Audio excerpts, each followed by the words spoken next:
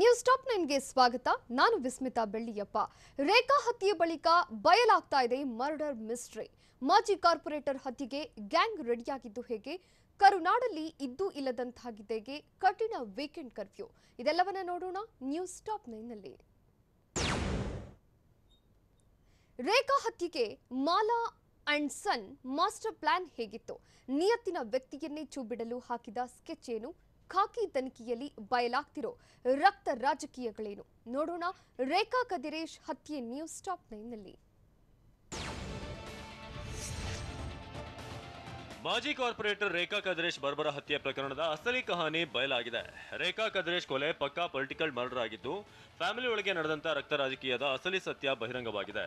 ರೇಖಾಳನ್ನ ಚುಚ್ಚಿ ಕೊಂದಿದಂತ ಪೀಟರ್ ಕದಿರೇಶ್ನ ಬಲಗೆ ಬಂಟನಾಗಿದ್ದು, 45 ವರ್ಷದ ಪೀಟರ್ ಸರಿಸುಮಾರು 20 ವರ್ಷದಿಂದ ಜೊತೆಗಿದ್ದ.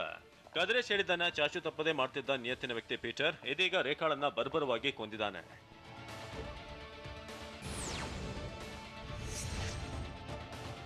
ಕದಿರೇಶ್ ಹತ್ಯೆ ಬಳಿಕ ರೇಖಾ ಜೊತೆ ಪೀಟರ್ ಆತ್ಮೀಯತೆಯಿಂದ ಇದ್ದ. ಆದ್ರೆ ಪೀಟರ್ಗೆ ಮೃತ ಕದಿರೇಶ್ ಸಹೋದರಿ ಮತ್ತು ಪುತ್ರ ತಲೆ ಕೆಡಿಸಿದ್ರು. ರೇಖಾ ವಿರುದ್ಧ ಇಲ್ಲ ಸಲ್ಲದನ್ನ ಹೇಳಿ ಪೀಟರ್ ತಲೆಗೆ ಹುಳ ಬಿಟ್ಟಿದ್ರು.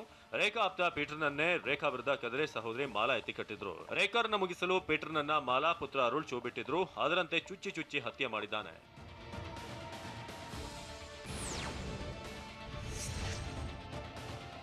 ಉಂಡ ಮನೆ ಒಡತಿಯನ್ನೇ ಏಟು ಪೀಟರ್ ಮುಗಿಸಿದ್ದಾನೆ. ಪೀಟರ್ ಮನಸ್ಸಲ್ಲಿ ದ್ವೇಷದ ಕಿಚ್ಚು ಹಬ್ಬಿಸಿದ್ದ ಮಾಲಾ ಮತ್ತು ಅರುಳ್ ಅಧಿಕಾರದ ಹಪಾಹಪಿಗಾಗಿ ರೇಖಾ ಕದಿರೇಶ್ ವಿರುದ್ಧವೇ ಷಡ್ಯಂತ್ರ ಮಾಡಿದ್ರು.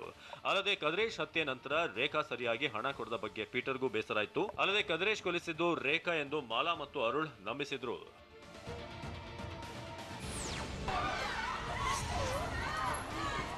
ಇಡೀ ಬೆಂಗಳೂರಲ್ಲಿ ಬೆಚ್ಚಿ ಬೀಳುವಂತೆ ಕೊಂದಿರುವಂತಹ ಪೀಟರ್ ಹಾಗೂ ಕೊಲೆಯಾದಂತ ರೇಖಾ ಕದಿರೇಶ್ ಮಧ್ಯೆ ಟೆಂಡರ್ ವಿಚಾರಕ್ಕೆ ಬಂದಿದ್ದ ಮನಸ್ತಾಪವನ್ನು ಮಾಲಾ ಮತ್ತು ಅರುಳ್ ಬಳಸಿದ್ರು. ಇಬ್ಬರ ವೈಮನಸ್ಸನ್ನೇ ಬಂಡವಾಳವಾಗಿಸಿಕೊಂಡಿದ್ದ ಮಾಲಾ ಮತ್ತು ಅರುಳ್ ಪೀಟರ್ನನ್ನೇ ಮುಂದೆ ಬಿಟ್ಟು ರೇಖಾರನ್ನ ಮುಗಿಸುವಂತ ಸ್ಕೆಚ್ ಹಾಕಿದ್ರು. ತಂತ್ರಗಾರಿಕೆ ಮಾಡಿಯೇ ರೇಖಾ ಕದಿರೇಶ್ ಕತೆ ಮುಗಿಸಿದ್ರು.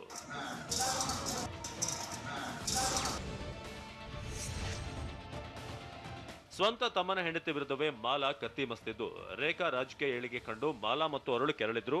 ಮುಂದಿನ ಬಿಬಿಎಂಪಿ ಚುನಾವಣೆಗೆ ಕುಟುಂಬಸ್ಥರನ್ನ ಇಳಿಸಲು ಮಾಲಾ ಪ್ಲಾನ್ ಮಾಡಿದ್ರು. ಮಗಳು ಕಸ್ತೂರಿ ಅಥವಾ ಅರುಳ್ ಪತ್ನಿ ಪೂರ್ಣಿಮಾರನ್ನ ಅಖಾಡಕ್ಕಿಳಿಸಲು ತಯಾರಿ ನಡೆದಿತ್ತು.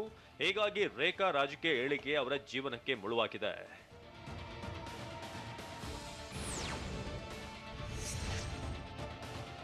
ಬಿಬಿಎಂಪಿ ಚುನಾವಣೆಗೆ ನಿಲ್ಲಲು ರೇಖಾ ಕದಿರೇಶ್ ರೆಡಿ ಆಗುತ್ತಿದ್ರು. ಬಿಜೆಪಿಯಿಂದ ಈ ಬಾರಿಯೂ ರೇಖಾಗೆ ಟಿಕೆಟ್ ಪಕ್ಕ ಆಗಿತ್ತು.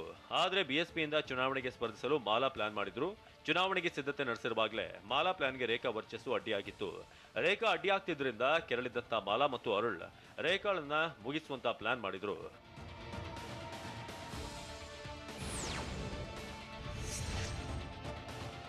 ರೇಖಾ ಕೊಲೆಗೆ ಸ್ಕೆಚ್ ಹಾಕಿದ್ದ ಮಾಲಾ ಮತ್ತು ಅರುಳ್ ಪೀಟರ್ನನ್ನೇ ಮುಂದಿಟ್ಕೊಂಡು ರೇಖಾರನ್ನ ಮುಗಿಸಿಬಿಟ್ಟಿದ್ದಾರೆ.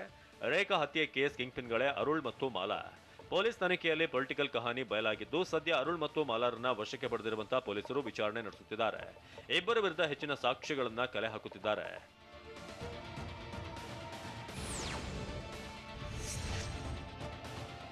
ರೇಖಾ ಕದಿರೇಶ್ ಹತ್ಯೆ ಪ್ರಕರಣ ಸಂಬಂಧ ಪೊಲೀಸರು 5 ಆರೋಪಿಗಳನ್ನ ಬಂಧಿಸಿದ್ದಾರೆ. ಪೀಟರ್ ಸೂರ್ಯನನ್ನ ಗುಂಡು ಹೊಡೆದು ಬಂಧಿಸಿದಂತ ಪೊಲೀಸರು ಉಳಿದ ಆರೋಪಿಗಳಾದ ಪುರುಷೋತ್ತಮ್, ಅಜಯ್ ಮತ್ತು ಸ್ಟೀಫನ್ ರನ್ನ ಕೂಡ ಬಂಧಿಸಿದ್ರು. ಸಂಬಂಧಿಗಳಿಂದಲೇ ರೇಖಾ ಕದಿರೇಶ್ ಹತ್ಯೆಯಾಗಿದ್ದು, ಪೊಲಿಟಿಕಲ್ ಗಲಾಟೆ ಕೊಲೆಯಲ್ಲಿ ಅಂತ್ಯವಾಗಿದೆ.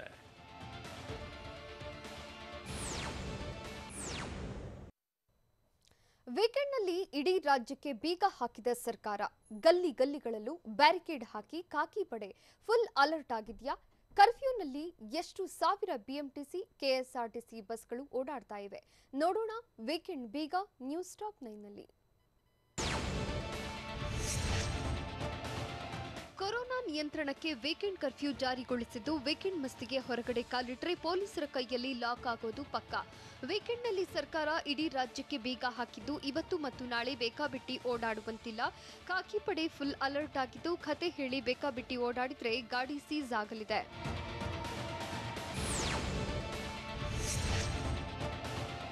ವೀಕೆಂಡ್ ಕರ್ಫ್ಯೂಗೆ ಕರುನಾಡು ಕಂಪ್ಲೀಟ್ ಕ್ಲೋಸ್ ಆಗಿದೆ. ಸೋಮವಾರ ಬೆಳಗ್ಗೆ 5 ಗಂಟೆ ತನಕ ಸಂಪೂರ್ಣ ಸ್ತಬ್ಧವಾಗಲಿದೆ. ನಿನ್ನೆ ಸಂಜೆ 7 ಗಂಟೆಯಿಂದ ವೀಕೆಂಡ್ ಕರ್ಫ್ಯೂ ಜಾರಿಯಾಗಿದ್ದು, ಬೆಂಗಳೂರು ಸೇರಿದಂತೆ ರಾಜ್ಯದ ಎಲ್ಲಾ ಜಿಲ್ಲೆಗಳು ಸ್ತಬ್ಧವಾಗಿದೆ. ರಸ್ತೆಗಳಲ್ಲಿ ಬ್ಯಾರಿಕೇಡ್ ಹಾಕಿ ಪೊಲೀಸರು ಕಟ್ಟೆಚ್ಚರ ವಹಿಸಿದ್ದು, ಅನಗತ್ಯವಾಗಿ ಓಡಾಡಿದ್ರೆ ಪೊಲೀಸರ ಕೈಯಲ್ಲಿ ಲಾಕ್ ಆಗ್ತೀರಾ. ವೀಕೆಂಡ್ ಕರ್ಫ್ಯೂನಿಂದ ಸಿಲಿಕಾನ್ ಸಿಟಿಯಲ್ಲಿ ವೀಕೆಂಡ್ ಮೋಜು ಮಸ್ತಿಗೆ ಬ್ರೇಕ್ ಬಿದ್ದಿದೆ. ಇವತ್ತು ಮತ್ತು ನಾಳೆ ಬೆಂಗಳೂರಿನಲ್ಲಿ ವೀಕೆಂಡ್ ಕರ್ಫ್ಯೂ ಜಾರಿಯಲ್ಲಿರಲಿದ್ದು, ವೀಕೆಂಡ್ ಕರ್ಫ್ಯೂ ಮಧ್ಯೆಯೂ ಬಿಎಂಟಿಸಿ ಬಸ್ ಸಂಚಾರಕ್ಕೆ ಅಡ್ಡಿಯಿಲ್ಲ. ಆದರೆ ನಮ್ಮ ಮೆಟ್ರೋ ಸಂಚಾರಕ್ಕೆ ಬ್ರೇಕ್ ಹಾಕಲಾಗಿದೆ. ಮದ್ಯ ಖರೀದಿಗೆ ಬೆಳಗ್ಗೆ 6ರಿಂದ ಮಧ್ಯಾಹ್ನ 2 ಗಂಟೆವರೆಗೆ ಅವಕಾಶವಿದ್ದು, ಹೋಟೆಲ್, ರೆಸ್ಟೋರೆಂಟ್ನಲ್ಲಿ ಕೇವಲ ಪಾರ್ಸಲ್ಗೆ ಮಾತ್ರ ಅವಕಾಶ ನೀಡಿದ್ದಾರೆ. ವೀಕೆಂಡ್ ಕರ್ಫ್ಯೂನಲ್ಲೂ ಬಿಎಂಟಿಸಿ, ಕೆಎಸ್ಆರ್ಟಿಸಿ ಓಡಾಡ್ತಿವೆ. ಬೆಳಗ್ಗೆ 6ರಿಂದ ಸಂಜೆ 7 ಗಂಟೆವರೆಗೆ ಬಸ್ಗಳು ಸಂಚಾರ ಮಾಡುತ್ತಿದ್ದು, 1200 ಬಿಎಂಟಿಸಿ ಬಸ್ ರಸ್ತೆಗಿಳಿದಿವೆ. ವೀಕೆಂಡ್ ಕರ್ಫ್ಯೂನಲ್ಲೂ ಕೆಎಸ್ಆರ್ಟಿಸಿ ಬಸ್ಗಳು ದಿನದ 24 ಗಂಟೆಯೂ ಸಂಚರಿಸುತ್ತವೆ.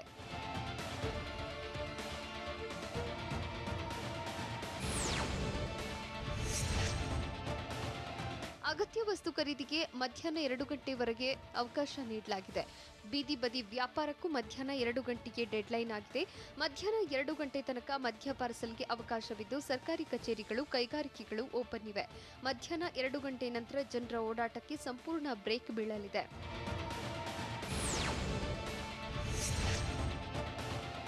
ದಕ್ಷಿಣ ಕನ್ನಡ ಜಿಲ್ಲೆಯಲ್ಲಿ ಕಟ್ಟುನಿಟ್ಟಿನ ವೀಕೆಂಡ್ ಕರ್ಫ್ಯೂ ಜಾರಿ ಮಾಡಿದ್ದು, ಜಿಲ್ಲೆಯಲ್ಲಿ ಹಾಲು ಖರೀದಿ, ತುರ್ತು ಸೇವೆಗೆ ಮಾತ್ರ ಅವಕಾಶವಿದೆ.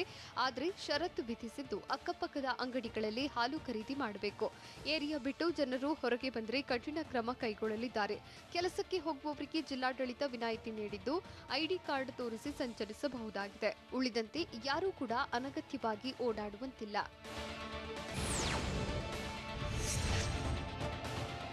ಮೈಸೂರಿನಲ್ಲಿ ಇಂದಿನಿಂದ ಮೊದಲ ಹಂತದ ಅನ್ಲಾಕ್ ಜಾರಿಯಾಗಿದೆ. ಕೊರೋನಾ ಪಾಸಿಟಿವಿಟಿ ರೇಟ್ ಕಡಿಮೆಯಾಗಿರುವುದರಿಂದ ಸೆಮಿ ಅನ್ಲಾಕ್ ಮಾಡಿದ್ದು, ಇಂದು ಮತ್ತು ನಾಳೆ ವೀಕೆಂಡ್ ಕರ್ಫ್ಯೂ ಜಾರಿಯಲ್ಲಿದೆ. ಬೆಳಗ್ಗೆ 6ರಿಂದ ಮಧ್ಯಾಹ್ನ 2 ಗಂಟೆವರೆಗೆ ಅಗತ್ಯ ವಸ್ತುಗಳ ಮಾರಾಟಕ್ಕೆ ಅವಕಾಶವಿದ್ದು, ತರಕಾರಿ, ಹಾಲು, ಮಾಂಸ ಸೇರಿ ಮದ್ಯ ಮಾರಾಟಕ್ಕೆ ವಿನಾಯಿತಿ ಇದೆ. ಹೋಟೆಲ್ಗಳಲ್ಲಿ ಪಾರ್ಸಲ್ಗೆ ಮಾತ್ರ ಅವಕಾಶ ನೀಡಿದ್ದು, 24 ಗಂಟೆಯೂ ಹೋಮ್ ಡೆಲಿವರಿ ಮಾಡಬಹುದಾಗಿದೆ.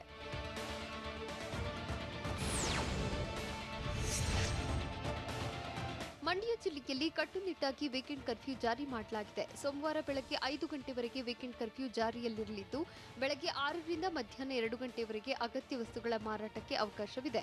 ಮದ್ಯ ಮಾರಾಟ ಸೇರಿದಂತೆ ಅಗತ್ಯ ವಸ್ತುಗಳ ಮಾರಾಟಕ್ಕೆ ವಿನಾಯಿತಿ ನೀಡಲಾಗಿದೆ. ಹೋಟೆಲ್ಗಳಲ್ಲಿ ಕೇವಲ ಪಾರ್ಸಲ್ ಸೇವೆ ಇದ್ದು, ಬಸ್ಗಳು ಸಂಚರಿಸುತ್ತಿವೆ. ಮಧ್ಯಾಹ್ನ 2 ಗಂಟೆಯ ನಂತರ ಅನಗತ್ಯ ವಾಹನ ಸಂಚಾರಕ್ಕೆ ಬ್ರೇಕ್ ಹಾಕುವುದಾಗಿ ಮಂಡ್ಯ ಎಸ್ಪಿ ಮಾಹಿತಿ ನೀಡಿದ್ದಾರೆ. ಬಾಗಿಲು ಮುಚ್ಚಿದ ಮ್ಯಾರೇಜ್ ಹಾಲ್ಗಳು ಮತ್ತೆ ಓಪನ್ ಆಗಲಿವೆ. ಕಲ್ಯಾಣ ಮಂಟಪಗಳಲ್ಲಿ ಮದುವೆಗೆ ಷರತ್ತುಬದ್ಧ ಅನುಮತಿ ನೀಡಿದ್ದು, 40 ಜನರಿಗೆ ಅವಕಾಶ ನೀಡಲಾಗಿದೆ. ಆದರೆ ಮದುವೆಯಲ್ಲಿ ಭಾಗಿಯಾಗುವವರಿಗೆ ಪಾಸ್ ಕಡ್ಡಾಯವಾಗಿದೆ. ಹೋಟೆಲ್, ಪಾರ್ಟಿ ಹಾಲ್, ರೆಸಾರ್ಟ್ಗಳಲ್ಲೂ ಮದುವೆ ಮಾಡಬಹುದಾಗಿದ್ದು, ಸೋಮವಾರದಿಂದ ಷರತ್ತುಬದ್ಧ ಅನುಮತಿ ಜಾರಿಗೆ ಬರಲಿದೆ.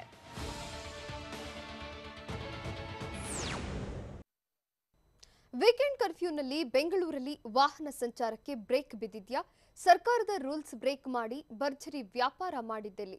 ಸೋಮವಾರ ಬೆಳಗ್ಗೆವರೆಗೆ ಯಾವ್ಯಾವ ಜಿಲ್ಲೆಗಳಲ್ಲಿ ಯಾವ್ಯಾವ ನಿಯಮ ಇದೆ ನೋಡೋಣ. ರಿಯಾಲಿಟಿ ಚೆಕ್ ನ್ಯೂಸ್ ಟಾಪ್ 9ನಲ್ಲಿ. ಬೆಂಗಳೂರು ಮಾತ್ರವಲ್ಲ, ಇಡೀ ರಾಜ್ಯದಲ್ಲಿ ಕಟ್ಟುನಿಟ್ಟಿನ ವೀಕೆಂಡ್ ಕರ್ಫ್ಯೂ ಜಾರಿ ಮಾಡಲಾಗಿದೆ. ಕರುನಾಡಿನ ಜಿಲ್ಲೆಯಲ್ಲೂ ಪೊಲೀಸರು ಫುಲ್ ಅಲರ್ಟ್ ಆಗಿದ್ದು, ಕೇರ್ಲೆಸ್ ಮಾಡಿ ಮಸ್ತಿ ಮಾಡೋಕೆ ಹೊರಬಂದರೆ ಪೊಲೀಸರು ಬಿಸಿ ಮುಟ್ಟಿಸಲಿದ್ದಾರೆ. ಮೈಸೂರು, ಮಂಡ್ಯ, ಮಂಗಳೂರು ಸೇರಿದಂತೆ ರಾಜ್ಯದೆಲ್ಲೆಡೆ ಖಾಕಿ ಪಡೆ ಫುಲ್ ಅಲರ್ಟ್ ಆಗಿದ್ದಾರೆ.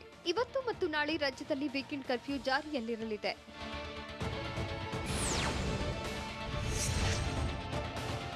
ವೀಕೆಂಡ್ ಕರ್ಫ್ಯೂ ಜಾರಿಯಲ್ಲಿದ್ದರೂ ಬೆಂಗಳೂರಲ್ಲಿ ಜನರ ಬೇಕಾಬಿಟ್ಟಿ ಓಡಾಟಕ್ಕೆ ಬ್ರೇಕ್ ಬಿದ್ದಿಲ್ಲ. ಅಗತ್ಯ ವಸ್ತುಗಳ ಖರೀದಿಗೆ ಮಧ್ಯಾಹ್ನ 2 ಗಂಟೆವರೆಗೆ ಅವಕಾಶ ನೀಡಿರುವುದರಿಂದ ಬೆಂಗಳೂರಲ್ಲಿ ವಾಹನಗಳ ಓಡಾಟ ಮಿತಿ ಮೀರಿದೆ. ಟೌನ್ ಹಾಲ್ ಮುಂಭಾಗ ಎಂದಿನಂತೆ ವಾಹನಗಳು ಓಡಾಡ್ತಿವೆ. ಕಾರ್ಪೊರೇಷನ್ ಮುಂಭಾಗ ಬೆಳಗ್ಗೆಯೇ ಟ್ರಾಫಿಕ್ ಜಾಮ್ ಆಗಿತ್ತು.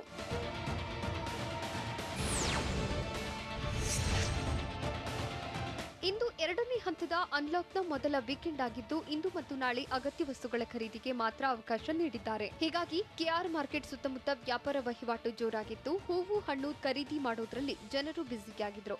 ಕಲಾಸಿಪಾಳ್ಯ ರಸ್ತೆ, ಎಸ್ಜೆಪಿ ರೋಡ್, ಮಾರ್ಕೆಟ್ ರಸ್ತೆಯಲ್ಲಿ ವ್ಯಾಪಾರಕ್ಕೆ ಅವಕಾಶ ನೀಡಲಾಗಿತ್ತು.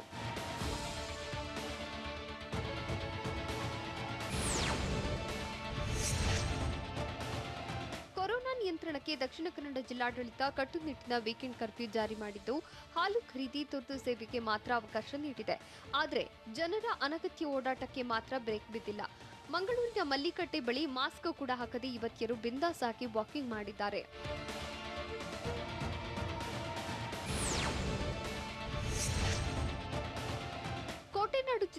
ಭಾಗದ ಜನ ಕೊರೋನಾ ರೂಲ್ಸ್ ಬ್ರೇಕ್ ಮಾಡಿದ್ದಾರೆ. ಕೊರೋನಾ ನಿಯಂತ್ರಣಕ್ಕೆ ವೀಕೆಂಡ್ ಕರ್ಫ್ಯೂ ಜಾರಿ ಮಾಡಿದ್ದು ಅಗತ್ಯ ವಸ್ತುಗಳ ಖರೀದಿಗೆ ಮಾತ್ರ ಅವಕಾಶವಿದೆ. ಹೀಗಾಗಿ ತರಕಾರಿ ಮಾರುಕಟ್ಟೆಯಲ್ಲಿ ಖರೀದಿಗೆ ಜನರು ಮುಗಿಬಿದ್ದಿದ್ರು. ದೈಹಿಕ ಅಂತರ ಮರೆತು ತರಕಾರಿ ಸೊಪ್ಪು ಖರೀದಿಸಿದ್ರು.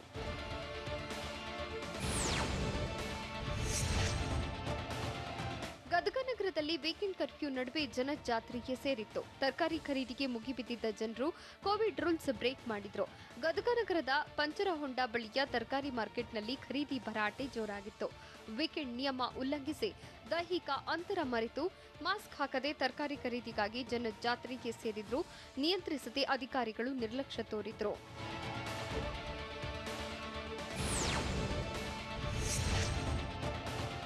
ಚಿಕ್ಕಬಳ್ಳಾಪುರದ ಎಪಿಎಂಸಿ ಮಾರುಕಟ್ಟೆ ಸಂತೆ ಮಾರುಕಟ್ಟೆಯಲ್ಲಿ ಖರೀದಿ ಭರಾಟೆ ಜೋರಾಗಿತ್ತು. ದೈಹಿಕ ಅಂತರ ಉಲ್ಲಂಘಿಸಿ ವ್ಯಾಪಾರ ವಹಿವಾಟು ಮಾಡಿದ್ದು ಜನರು ಗುಂಪುಗೂಡಿದ್ರು. ಅಲ್ಲದೆ ಅಗತ್ಯ ವಸ್ತುಗಳ ಖರೀದಿ ನೆಪದಲ್ಲಿ ಜನರು ಬೇಕಾಬಿಟ್ಟಿಯಾಗಿ ಓಡಾಡಿದ್ದು ನಗರದ ಬಿಬಿ ರಸ್ತೆ ಎಂಜಿ ರಸ್ತೆಯಲ್ಲಿ ಜನರ ಓಡಾಟಕ್ಕೆ ಬ್ರೇಕ್ ಬಿದ್ದಿಲ್ಲ.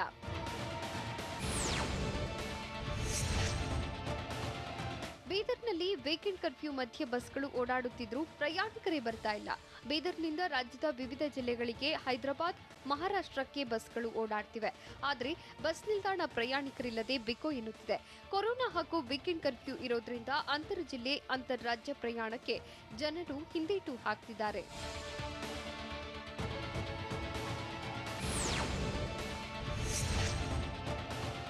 ಚಾಮರಾಜನಗರ ಜಿಲ್ಲೆಯಲ್ಲಿ ಸಂಜೆ 5 ಗಂಟೆವರೆಗೆ ವ್ಯಾಪಾರ ವಹಿವಾಟಿಗೆ ಅವಕಾಶ ನೀಡಲಾಗಿದೆ. ಹವಾನಿಯಂತ್ರಿತ ಅಂಗಡಿ ಮತ್ತು ಮಾಲ್ ತೆರೆಯಲು ಅವಕಾಶ ಇಲ್ಲ. ಉಳಿದಂತೆ ಬೆಳಗ್ಗೆ 6 ಗಂಟೆಯಿಂದ ಸಂಜೆ 5 ಗಂಟೆವರೆಗೆ ಅಂಗಡಿ ಮುಗ್ಗಟ್ಟು ತೆರೆಯಲು ಅವಕಾಶ ನೀಡಿ ಜಿಲ್ಲಾಧಿಕಾರಿ ಡಾಕ್ಟರ್ ಎಂಆರ್ ರವಿ ಆದೇಶ ಮಾಡಿದ್ದಾರೆ. ಮಾಸ್ಕ್ ಧರಿಸದಿದ್ರೆ, ದೈಹಿಕ ಅಂತರ ಕಾಪಾಡದಿದ್ರೆ ಕ್ರಮ ಕೈಗೊಳ್ಳುವುದಾಗಿ ಎಚ್ಚರಿಕೆ ನೀಡಿದ್ದಾರೆ. ಕಾರ ಹುಣ್ಣಿಮೆಯಲ್ಲಿ ಸೂತಕ ಮನೆ ಮಾಡಿದ ಹೇಗೆ? ಮನೆ ಜಾಗಕ್ಕಾಗಿ ಜಡೆ ಜಗಳ ಹೇಗಿತ್ತು? ಶಾಸಕ ದತ್ತಾತ್ರೇಯ ಪಾಟೀಲ್ ರೇವೂರ್ಗೆ ಮುತ್ತಿಗೆ ಹಾಕಿದ್ದೆಲ್ಲಿ?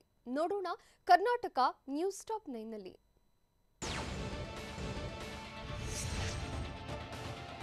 ನೆಲಮಂಗಲ ತಾಲೂಕಿನ ದಾಬಸ್ಪೇಟೆ ಠಾಣೆ ಪೊಲೀಸರು ಶಿಕ್ಷಕನೊಬ್ಬನನ್ನ ಅರೆಸ್ಟ್ ಮಾಡಿದ್ದಾರೆ. ಕಾಮುಕ ಶಿಕ್ಷಕ ರಂಗನಾಥ್ ಎಂಬಾತ ಮಾನಸಿಕ ಅಸ್ವಸ್ಥ ಯುವಕನಿಗೆ ಬ್ಲೂ ಫಿಲ್ಮ್ ತೋರಿಸಿ ಲೈಂಗಿಕ ಕಿರುಕುಳ ನೀಡಿದ್ದಾನೆ ಎನ್ನಲಾಗಿದೆ. ವಿಚಾರಣೆ ವೇಳೆ ಶಿಕ್ಷಕನ ಅಸಲಿ ಮುಖ ಕಳಚಿದ್ದು ಪೊಲೀಸರು ಕೇಸ್ ದಾಖಲಿಸಿ ನ್ಯಾಯಾಂಗ ಬಂಧನಕ್ಕೆ ಒಪ್ಪಿಸಿದ್ದಾರೆ.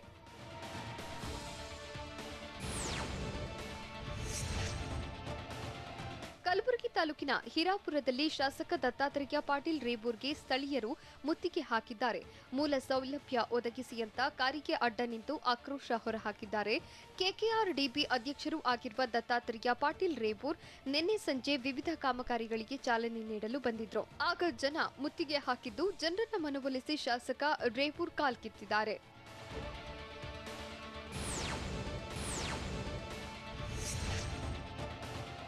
ಡ್ರಗ್ಸ್ ತಯಾರಿಕಾ ಅಡ್ಡೆಗಳ ಮೇಲೆ ಎನ್ಸಿಬಿ ಅಧಿಕಾರಿಗಳು ರೇಡ್ ಮಾಡಿದ್ದಾರೆ. ಕೋಲಾರ ಬಳಿಯ ಕೈಗಾರಿಕಾ ಪ್ರದೇಶ ಮತ್ತು ಬೀದರ್ನಲ್ಲಿ ಎನ್ಸಿಬಿ ಆಫೀಸರ್ಸ್ ಕಾರ್ಯಾಚರಣೆ ನಡೆಸಿದ್ದಾರೆ. ದಾಳಿ ವೇಳೆ 62 ಲಕ್ಷ ಮೌಲ್ಯದ ಡ್ರಗ್ಸ್ ವಶಕ್ಕೆ ಪಡೆದಿದ್ದಾರೆ. ಬೆಂಗಳೂರು ಎನ್ಸಿಬಿ ವಲಯಾಧಿಕಾರಿ ಅಮಿತ್ ಗವಾಟೆ ನೇತೃತ್ವದಲ್ಲಿ ದಾಳಿ ನಡೆದಿದ್ದು 91 ಕೆಜಿ ಆಲ್ಫಾ ಜ್ವಲಂ ಡ್ರಗ್ಸ್ ಜಪ್ತಿ ಮಾಡಲಾಗಿದೆ.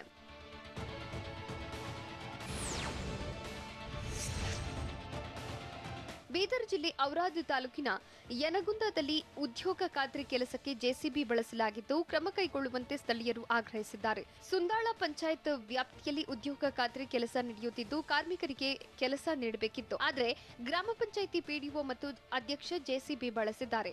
ಅಲ್ಲದೆ 25 ಲಕ್ಷಕ್ಕೂ ಹೆಚ್ಚು ಹಣ ಗೋಲ್ಮಾಲ್ ಮಾಡಿದ್ದಾರೆ ಅಂತ ಜನ ಆರೋಪಿಸಿದ್ದಾರೆ. ಜಿಲ್ಲಾ ಪಂಚಾಯಿತಿ ಸಿಇಒಗೆ ದೂರು ನೀಡಿದ್ದಾರೆ.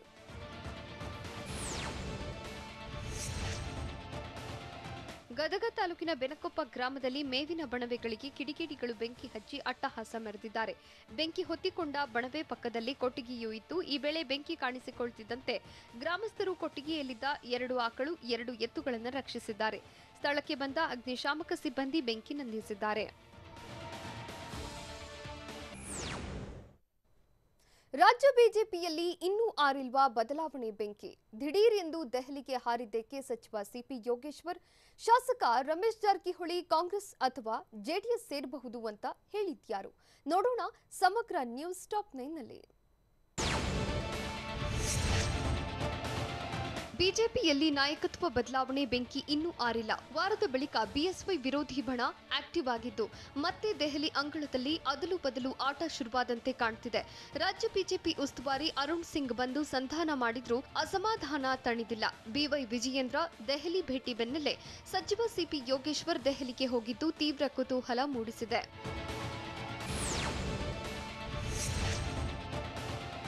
ನಾಯಕತ್ವದ ಬದಲಾವಣೆ ಬೇಡಿಕೆಯನ್ನ ರೆಬೆಲ್ಸ್ ಬಣ ಜೀವಂತವಾಗಿಟ್ಟಿದೆ. ಸಚಿವ ಸಿಪಿ ಯೋಗೇಶ್ವರ್ ದಿಢೀರ್ ದೆಹಲಿಗೆ ಪ್ರಯಾಣ ಬೆಳೆಸಿದ್ದು ತಮ್ಮ ದೂರುಗಳನ್ನು ಹೈಕಮಾಂಡ್ ಪರಿಗಣಿಸುತ್ತೆ ಅನ್ನೋ ಭರವಸೆಯಲ್ಲಿದ್ದಾರೆ.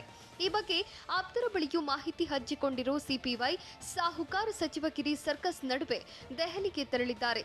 ಸಚಿವ ಯೋಗೇಶ್ವರ್ ದೆಹಲಿ ಭೇಟಿ ಬಗ್ಗೆ ಮತ್ತೆ ರಾಜಕೀಯ ಶುರುವಾಗಿದ್ದು ಕೋರ್ಟ್ ಕೆಲಸದ ವಿಚಾರವಾಗಿ ಬಂದಿರೋದಾಗಿ ಸಿಪಿವೈ ಹೇಳಿದ್ದಾರೆ.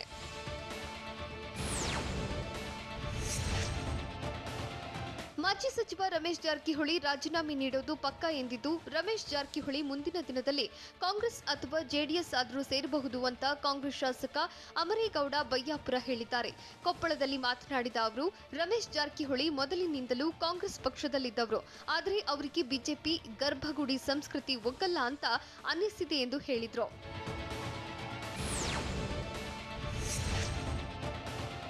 ರಾಜಕಾರಣ ನಿಂತ ನೀರಲ್ಲ, ಸಮಯ ಬಂದ ಹಾಗೆ ಬದಲಾಗೋದು ಸಹಜ ಅಂತ ಕಾಂಗ್ರೆಸ್ ಶಾಸಕ ಅಮರೇಗೌಡ ಬಯ್ಯಾಪುರ ತಿಳಿಸಿದ್ದಾರೆ. ಇವತ್ತು ಯಾರು ಯಾವ ಪಕ್ಷದಲ್ಲಿ ಇರ್ತಾರೆ ಅನ್ನೋದು ಗಂಭೀರವಾದ ವಿಷಯವೇ ಅಲ್ಲ. ರಮೇಶ್ ಜಾರಕಿಹೊಳಿಗೆ ಯಡಿಯೂರಪ್ಪ ಅವರನ್ನ ಸಿಎಂ ಮಾಡಿದ್ದು ಬಿಜೆಪಿ ಸರ್ಕಾರ ಕರ್ನಾಟಕದಲ್ಲಿ ಉಳಿಬೇಕಾದ್ರೆ ಯಡಿಯೂರಪ್ಪ ಕಾರಣ. ರಾಜ್ಯದಲ್ಲಿ ಬಿಎಸ್ವೈ ಇಲ್ಲದೆ ಬಿಜೆಪಿ ಇರಲ್ಲ ಎಂದು ಅಮರೇಗೌಡ ಬಯ್ಯಾಪುರ ಭವಿಷ್ಯ ನುಡಿದ್ರು.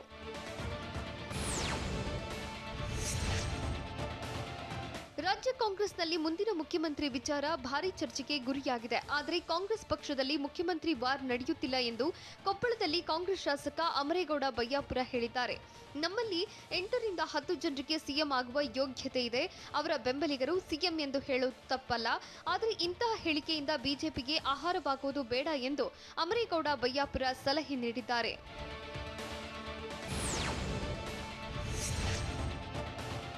ಕರುನಾಡಿಗೆ ಕೊರೋನಾ 2ನೇ ಅಲೆ ಮಾರಕವಾಗಿ ಬಿಟ್ಟಿದೆ. ದೆಹಲಿ ಬಳಿಕ ಕರುನಾಡಿಗೂ ಏನೆಕ್ ಕಾಯಿಲೆ ಕಾಲಿಟ್ಟಿದೆ. ದಾವಣಗೆರೆಯ ಎಸ್ಎಸ್ ಆಸ್ಪತ್ರೆಯಲ್ಲಿ ನಡೆದ ಸಂಶೋಧನೆಯಲ್ಲಿ 13 ವರ್ಷದ ಬಾಲಕನಿಗೆ ಅಪರೂಪದ ಅಕ್ಯೂಟ್ ನೆಕ್ರೋಟೈಸಿಂಗ್ ಎನ್ಸೆಫಲೋಪತಿ ಕಾಯಿಲೆ ಇರೋದು ಪತ್ತೆಯಾಗಿದೆ. ಇಂತಹ ಕಾಯಿಲೆ ದೆಹಲಿಯ ಏಮ್ಸ್ನಲ್ಲಿ ವಯಸ್ಕರೊಬ್ಬರಿಗೆ ಕಾಯಿಲೆ ಕಾಣಿಸಿಕೊಂಡಿತ್ತು. ಆದರೆ ಇದೀಗ ಬಾಲಕನಲ್ಲಿ ಕಾಣಿಸಿಕೊಂಡಿದೆ. ಕೊರೋನಾ ನಡುವೆ ರಾಜ್ಯದಲ್ಲಿ ಬ್ಲಾಕ್ ಫಂಗಸ್ ತೀವ್ರ ಆತಂಕ ಮೂಡಿಸುತ್ತಿದ್ದು, ಬೆಂಗಳೂರಿನಲ್ಲಿ ಬ್ಲಾಕ್ ಗ್ರೀನ್ ಮಿಶ್ರಿತ ಫಂಗಸ್ ಪತ್ತೆಯಾಗಿದೆ. ಬಿಜಿಎಸ್ ಆಸ್ಪತ್ರೆಯಲ್ಲಿ ಚಿಕಿತ್ಸೆ ಪಡೆಯುತ್ತಿರುವ ಮೈಸೂರಿನ ಖಾಸಗಿ ಆಸ್ಪತ್ರೆಯಿಂದ ಬಂದಿರುವ ರೋಗಿಯಲ್ಲಿ ರಾಜ್ಯದಲ್ಲಿ ಮೊದಲ ಬಾರಿಗೆ ಬ್ಲಾಕ್ ಅಂಡ್ ಗ್ರೀನ್ ಮಿಶ್ರಿತ ಫಂಗಸ್ ಪತ್ತೆಯಾಗಿದೆ. ಸದ್ಯ ರೋಗಿ ಗುಣಮುಖರಾಗಿದ್ದು ಚಿಕಿತ್ಸೆ ನೀಡೋದು ಸ್ವಲ್ಪ ಕ್ರಿಟಿಕಲ್ ಅಂತ ವೈದ್ಯರು ತಿಳಿಸಿದ್ದಾರೆ.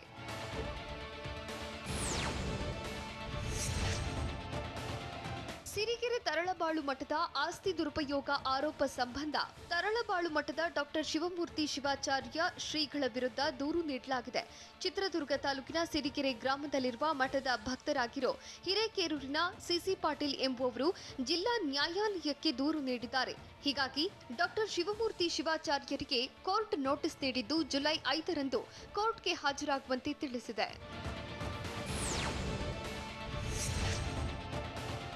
ಮೈಸೂರಿನ ಕಬಿನಿ ಹಿನ್ನೀರಿನಲ್ಲಿ ಸ್ವಚ್ಛತಾ ಅಭಿಯಾನ ಕೈಗೊಳ್ಳಲಾಗಿದ್ದು ಬರೋಬ್ಬರಿ 2 ಟನ್ ಪ್ಲಾಸ್ಟಿಕ್ ತ್ಯಾಜ್ಯಗಳನ್ನು ಸಂಗ್ರಹ ಮಾಡಲಾಗಿದೆ. ಅರಣ್ಯ ಇಲಾಖೆ ಹಾಗೂ ವಿವಿಧ ಸಂಘ ಸಂಸ್ಥೆಗಳಿಂದ ಸ್ವಚ್ಛತಾ ಅಭಿಯಾನ ನಡೆಸಿದ್ದು ಪ್ರಾಣಿ ಪ್ರಿಯರು ಸ್ವಚ್ಛತೆ ಮಾಡಿದ್ದಾರೆ. ಸಂಗ್ರಹಿಸಿದ ತ್ಯಾಜ್ಯ ಹಾಗೂ ಪ್ಲಾಸ್ಟಿಕ್ನ ಮರುಬಳಕೆಗೆ ನಿರ್ಧಾರ ಮಾಡಿದ್ದು ಪ್ಲಾಸ್ಟಿಕ್ನಿಂದ ನದಿ, ಕೆರೆ, ಕಾಡುಗಳನ್ನು ಸಂರಕ್ಷಿಸುವಂತೆ ಕರೆ ಕೊಟ್ಟಿದ್ದಾರೆ. ಕೋವಿಶೀಲ್ಡ್ ಕೋವ್ಯಾಕ್ಸಿನ್ ಲಸಿಕೆ ಡೆಲ್ಟಾ ವಿರುದ್ಧ ಪರಿಣಾಮಕಾರಿಯಾಗುತ್ತಾ? ಮಹಾರಾಷ್ಟ್ರದಲ್ಲಿ ಜಾರಿಯಾಗಿರೋ ಲೆವೆಲ್ 3ರ ನಿರ್ಬಂಧಗಳೇನು? ಗರ್ಭಿಣಿಯರಿಗೆ ಲಸಿಕೆ ನೀಡಲು ಕೇಂದ್ರ ಸರ್ಕಾರ ಮಾರ್ಗಸೂಚಿ ಹೊರಡಿಸುತ್ತೆ ಅಂತ ಹೇಳಿದ್ಯಾರು? ನೋಡೋಣ ನ್ಯಾಷನಲ್ ನ್ಯೂಸ್ ಟಾಪ್ 9ನಲ್ಲಿ.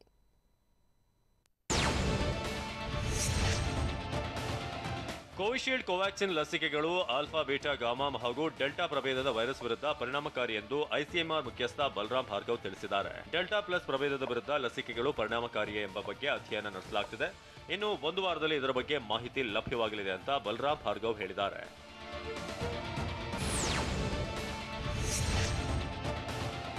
ದೇಶದ 12 ರಾಜ್ಯಗಳಲ್ಲಿ 50 ಡೆಲ್ಟಾ ಪ್ಲಸ್ ಪ್ರಭೇದದ ವೈರಸ್ ಪ್ರಕರಣಗಳು ಪತ್ತೆಯಾಗಿವೆ ಎಂದು ಕೇಂದ್ರದ ಎನ್ಸಿಡಿಸಿ ವಿಜ್ಞಾನಿ ಸುರ್ಜಿತ್ ಸಿಂಗ್ ಹೇಳಿದ್ದಾರೆ. ಮಹಾರಾಷ್ಟ್ರ ರಾಜ್ಯವೊಂದರಲ್ಲಿ 22 ಡೆಲ್ಟಾ ಪ್ಲಸ್ ಪ್ರಭೇದದ ಪ್ರಕರಣಗಳು ಪತ್ತೆಯಾಗಿವೆ.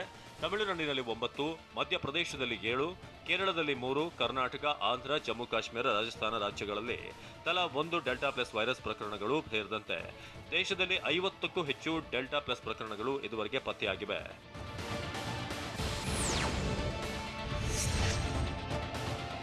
ದೇಶದಲ್ಲಿ ಕೊರೋನಾ ಎರಡನೇ ಅಲೆ ಇನ್ನೂ ಮುಗಿದಿಲ್ಲ ಎಂದು ಐಸಿಎಂಆರ್ ಮುಖ್ಯಸ್ಥ ಬಲರಾಮ್ ಭಾರ್ಗವ್ ಹೇಳಿದ್ದಾರೆ. ದೇಶದ 75 ಜಿಲ್ಲೆಗಳಲ್ಲಿ ಈಗ ಕೊರೋನಾ ಟೆಸ್ಟಿಂಗ್ ಪಾಸಿಟಿವಿಟಿ ದರ 10% ಹೆಚ್ಚಾಗಿದೆ. ಹೀಗಾಗಿ ಜನರು ಕೊರೋನಾ ವೈರಸ್ ಬಗ್ಗೆ ನಿರ್ಲಕ್ಷ್ಯ ಧೋರಣೆ ತಾಳಬಾರದು. ಜನರು ಈಗಲೂ ಮಾಸ್ಕ್ ಧರಿಸಬೇಕು, ಜನದಟ್ಟಣೆಯನ್ನು ನಿಯಂತ್ರಿಸಬೇಕು ಎಂದು ಬಲರಾಮ್ ಭಾರ್ಗವ್ ಹೇಳಿದ್ದಾರೆ.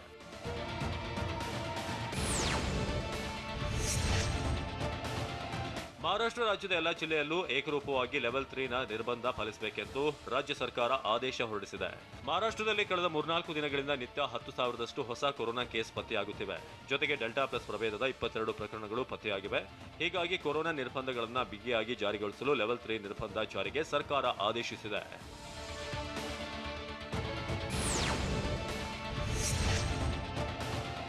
ಭಾರತದಲ್ಲಿ ಅಮೆರಿಕದ ನೋವಾವ್ಯಾಕ್ಸ್ ಲಸಿಕೆ ಉತ್ಪಾದನೆ ಆರಂಭ ಆಗಿದೆ. ಪುಣೆಯ ಸೆರಮ್ ಇನ್ಸ್ಟಿಟ್ಯೂಟ್ ಆಫ್ ಇಂಡಿಯಾ ಕಂಪನಿಯು ಕೋವಾವ್ಯಾಕ್ಸ್ ಹೆಸರಿನಲ್ಲಿ ನೋವಾವ್ಯಾಕ್ಸ್ ಲಸಿಕೆಯನ್ನ ಉತ್ಪಾದನೆ ಮಾಡ್ತಾ ಇದೆ. ಕೋವಾವ್ಯಾಕ್ಸ್ ಲಸಿಕೆಯ ಮೊದಲ ಬ್ಯಾಚ್ ಉತ್ಪಾದನೆಗೆ ಸಾಕ್ಷಿಯಾಗಲು ಉತ್ಸುಕನಾಗಿದೆ ಎಂದು ಸೆರಮ್ ಇನ್ಸ್ಟಿಟ್ಯೂಟ್ ಆಫ್ ಇಂಡಿಯಾದ ಸಿಇಒ ಆಧಾರ್ ಪೂನಾವಾಲಾ ಹೇಳಿದ್ದಾರೆ. ಈ ಲಸಿಕೆಗೆ 18 ವರ್ಷ ಕೆಳಗಿನವರನ್ನ ಕೊರೋನಾದಿಂದ ರಕ್ಷಿಸುವ ಸಾಮರ್ಥ್ಯ ಇದೆ.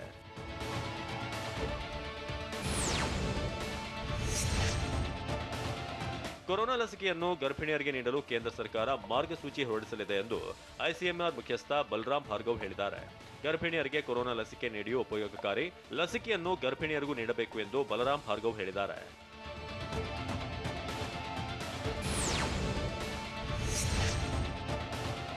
ಮಹಾರಾಷ್ಟ್ರ ರಾಜ್ಯದಲ್ಲಿ ಬರೋಬ್ಬರಿ 3 ಕೋಟಿ ಡೋಸ್ ಲಸಿಕೆ ನೀಡಲಾಗಿದೆ. ದೇಶದಲ್ಲಿ 3 ಕೋಟಿ ಡೋಸ್ ಕೊರೋನಾ ಲಸಿಕೆಯನ್ನ ಜನರಿಗೆ ನೀಡಿದ ದೇಶದ ಮೊದಲ ರಾಜ್ಯ ಮಹಾರಾಷ್ಟ್ರ ಆಗಿದೆ.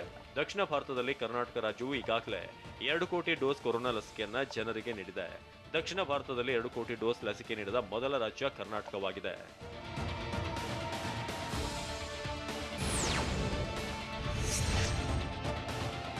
ನಿನ್ನೆ ದೇಶದಲ್ಲಿ 54.48 ಲಕ್ಷ ಜನರಿಗೆ ಕೊರೋನಾ ಲಸಿಕೆ ನೀಡಲಾಗಿದೆ. ಜೂನ್ 21ರಿಂದ ಸತತ 5ನೇ ದಿನವೂ ಕೂಡ ದೇಶದಲ್ಲಿ 50 ಲಕ್ಷ ಡೋಸ್ಗಿಂತ ಹೆಚ್ಚಿನ ಕೊರೋನಾ ಲಸಿಕೆ ನೀಡಲಾಗಿದೆ. ಇದರಿಂದಾಗಿ ದೇಶದಲ್ಲಿ ಇದುವರೆಗೆ 31 ಕೋಟಿಗಿಂತ ಹೆಚ್ಚಿನ ಡೋಸ್ ಲಸಿಕೆ ನೀಡಿದಂತಾಗಿದೆ. 18ರಿಂದ 44 ವರ್ಷ ವಯಸ್ಸಿನ 8.04 ಕೋಟಿ ಜನರಿಗೆ ಕೊರೋನಾ ಲಸಿಕೆ ನೀಡಲಾಗಿದೆ.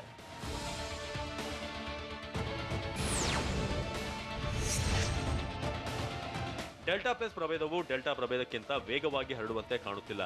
ಜೊತೆಗೆ ಡೆಲ್ಟಾ ಪ್ಲಸ್ ಪ್ರಭೇದವು ಸಾಮಾನ್ಯ ಪ್ರಭೇದವೂ ಅಲ್ಲ ಎಂದು ವಿಶ್ವ ಆರೋಗ್ಯ ಸಂಸ್ಥೆ ವಕ್ತಾರೆ ಡಾಕ್ಟರ್ ಮಾರ್ಗರೆಟ್ ಹ್ಯಾರಿಸ್ ಹೇಳಿದ್ದಾರೆ. ಆದರೆ ಡೆಲ್ಟಾ ಪ್ರಭೇದವು ಗಂಭೀರ ಕಾಯಿಲೆ ಉಂಟು ಮಾಡಲ್ಲ. ಡೆಲ್ಟಾ ಪ್ರಭೇದ ವೇಗವಾಗಿ ಹರಡುತ್ತೆ ಎಂದು ಮಾರ್ಗರೆಟ್ ಹ್ಯಾರಿಸ್ ಹೇಳಿದ್ದಾರೆ.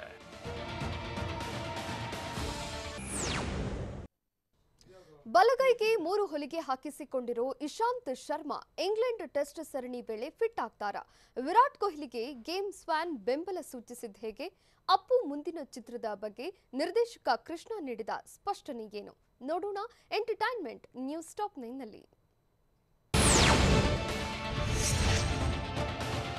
ತಮ್ಮ ಚಾರಿಟಬಲ್ ಟ್ರಸ್ಟ್ ಮೂಲಕ ನಟ ಕಿಚ್ಚ ಸುದೀಪ್ ಮತ್ತೊಂದು ಮಹತ್ತರ ಕಾರ್ಯ ಮಾಡಲು ಸಜ್ಜಾಗಿದ್ದಾರೆ. ಕೊರೋನಾ 3ನೇ ಅಲೆ ಮಕ್ಕಳನ್ನ ಬಾಧಿಸುತ್ತೆ ಅಂತ ಹೇಳಲಾಗ್ತಿದೆ. ಹಾಗಾಗಿ ಮಕ್ಕಳಲ್ಲಿ ಪೌಷ್ಟಿಕಾಂಶ ಹೆಚ್ಚಿಸೋ ಗುರಿ ಹೊಂದಲಾಗಿದೆ. 10 ವರ್ಷದೊಳಗಿನ ಬಡ ಮಕ್ಕಳಿಗೆ ಪೌಷ್ಟಿಕ ಆಹಾರ ಪೂರೈಕೆ ಮಾಡಲು ಮುಂದಾಗಿದ್ದಾರೆ. ಆಹಾರದ ಕೊರತೆ ಇರೋ ಮಕ್ಕಳ ಮನೆ ಬಾಗಿಲಿಗೆ ನೇರವಾಗಿ ಆಹಾರ ತಲುಪಿಸೋ ಕಾರ್ಯ ಮಾಡಲಾಗ್ತಿದೆ.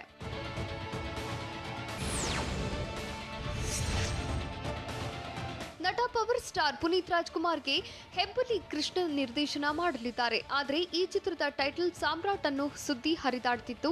ಒಂದಷ್ಟು ಫ್ಯಾನ್ ಮೇಡ್ ಪೋಸ್ಟರ್ಗಳು ಕೂಡ ವೈರಲ್ ಆಗಿದ್ದು. ಆದರೆ ಈ ಸುದ್ದಿ ಸುಳ್ಳು ಎಂದು ನಿರ್ದೇಶಕ ಕೃಷ್ಣ ಸ್ಪಷ್ಟಪಡಿಸಿದ್ದಾರೆ. ಈ ಸುದ್ದಿ ಸುಳ್ಳು, ದಯವಿಟ್ಟು ಈ ರೀತಿ ಸುದ್ದಿಗಳನ್ನು ಹಬ್ಬಿಸಬೇಡಿ. ಒಮ್ಮೆ ಎಲ್ಲವೂ ಖಚಿತವಾದ ಮೇಲೆ ನಾನೇ ನಿಮ್ಮೊಂದಿಗೆ ಹಂಚಿಕೊಳ್ತೇನೆ ಎಂದು ಟ್ವೀಟ್ ಮಾಡಿದ್ದಾರೆ. ಸಾಮಾಜಿಕ ಜಾಲತಾಣದಲ್ಲಿ ತಮಿಳು ನಟ ವಿಜಯ್ ಮತ್ತು ಶಾರುಖ್ ಖಾನ್ ಹೆಚ್ಚು ಸದ್ದು ಮಾಡುತ್ತಿದ್ದಾರೆ. ವಿಜಯ್ ಅಭಿಮಾನಿಯೊಬ್ಬ ಶಾರುಖ್ ಬಳಿ ವಿಜಯ್ ಬಗ್ಗೆ ಏನಾದರೂ ಹೇಳಿ ಎಂದು ಟ್ವಿಟರ್ನಲ್ಲಿ ಕೇಳಿಕೊಂಡಿದ್ದ. ಅದಕ್ಕೆ ಉತ್ತರಿಸಿದ ಶಾರುಖ್, ವಿಜಯ್ ವೆರಿ ಕೂಲ್ ಅಂತ ರಿಪ್ಲೈ ಮಾಡಿದ್ದಾರೆ. ಶಾರುಖ್ ಪ್ರತಿಕ್ರಿಯೆಗೆ ವಿಜಯ್ ಅಭಿಮಾನಿಗಳು ಜೈಕಾರ ಹಾಕಿದ್ದಾರೆ.